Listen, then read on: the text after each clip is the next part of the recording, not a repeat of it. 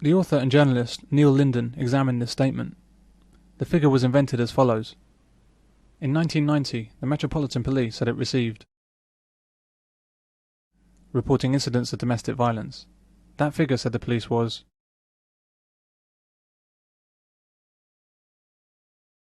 they took figures from 2 poverty-stricken boroughs, and poverty is one of the major causes of domestic violence, and extrapolated those figures across the whole of London.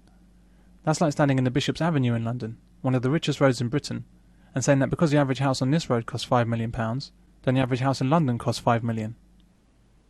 In 2005, the London Borough of Camden had 22 murders, but Kensington and Chelsea had only 4.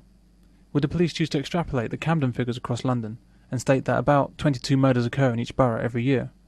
Of course not. That statement would not only be inflated and plain wrong, but would also reflect rather badly on them. But for domestic violence, and only for domestic violence, they do generalise from the worst areas. Of these 25,000 calls, how many would you guess involved the same individuals more than once? How many complaints were of the threat rather than the reality of violence? How many incidents are reported by men living with women? You'd have to guess the answers to these questions, because the facts are hard to find. For instance, Scotland Yard acknowledges that if they're unquantifiable, why are the figures so frequently used in domestic violence campaigns as separate calls made by women against men? At the same time as this, the feminist criminologist Susan Edwards wrote,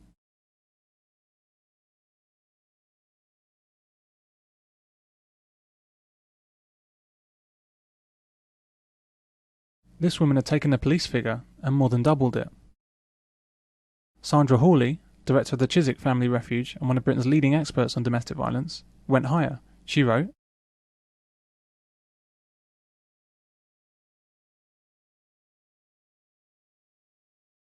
so Hawley saw fit to double Susan Edwards' figure, which was double the police figure, which was itself a poor guess. Rosalind Miles, bless her, then took Hawley's figure even further. In her book, The Rights of Man, published in 1991, she wrote,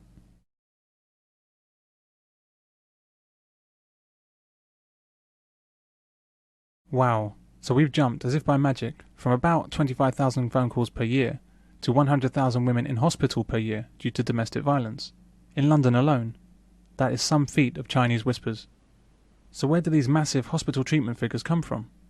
When Rosalind Miles was telephoned by Neil Linden to ask where she got the figure from, she said at first that she couldn't remember, and when she was asked to comment on the discrepancy between her figure and those from the Home Office, she terminated the interview because these figures are groundless, yet they're published anyway, like this one from Haringey's People magazine.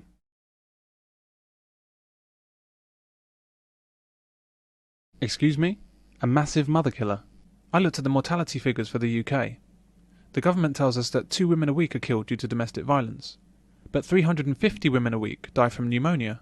If only 1% of these women are mothers, that's still 3 or 4 per week. And that's just pneumonia.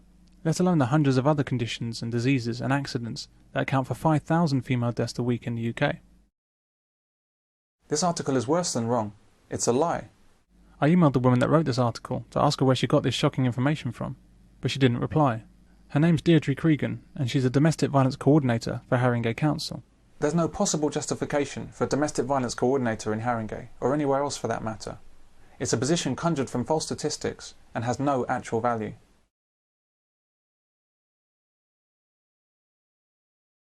Yet the residents of Haringey in London are forced to pay for her salary and fund her pension, pay for her holidays and her staff, so that she can coordinate the huge problem of domestic violence in Haringey. A huge problem that doesn't actually exist.